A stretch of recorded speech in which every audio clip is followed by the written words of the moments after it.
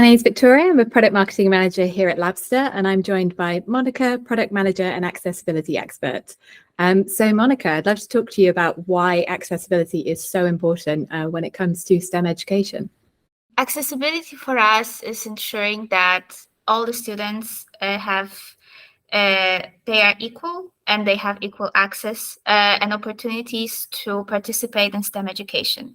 And as we all know, a lot of these programs are a bit challenging in the terms of like experiments and field work and things like this, and not all the students are able to participate in those. That's why we are enabling them to be equal and inclusive and provide this learning environment that they might not have with traditional educational materials. And could you tell us a bit about the WCAG 2.1 guidelines? Yes, these are web content accessibility guidelines, and these are internationally recognized guidelines for creating content, digital content for students and users with various disabilities.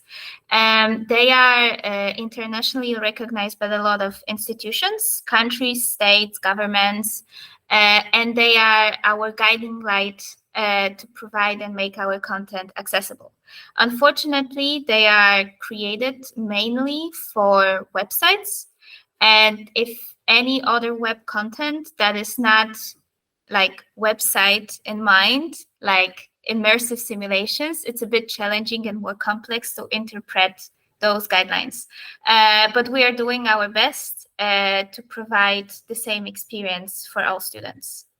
And with those two things in mind, then, could you tell us a bit about Labster's commitments to accessibility? Yes, so our main focus is on simulations.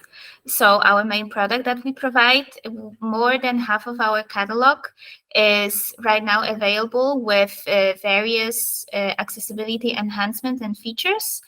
And this enables, at least in my opinion, students that normally would not be able to access the lab for various risk reasons and impairments and disabilities to actually experience those experiments by themselves.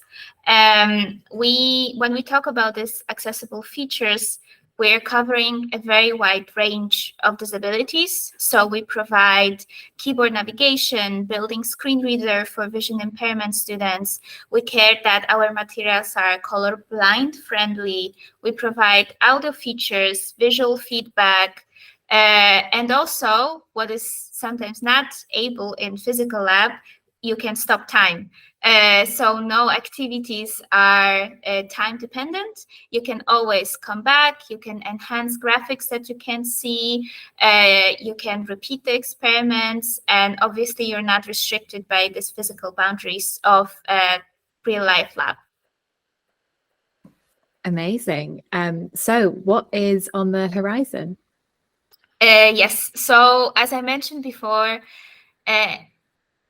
giving this equal access, accessible access to STEM, especially when it comes to science simulation, is a very complex and long journey. And we recognize that we are just at the beginning of it. So we currently are, let's say, at the first iteration of all the accessibility improvements that we could provide. And right now, we're not only increasing the coverage of the catalog with those simulations being available, but we also continuously iterate on them. So we are gathering feedback from the institutions, and we're trying to understand how to make that experience better. On top of it, we are collaborating with more universities that have this accessibility as their priority in mind. They want to be supportive and inclusive and have this positive reputation, and as well be legally compliant with various requirements that are given to them by governments and states.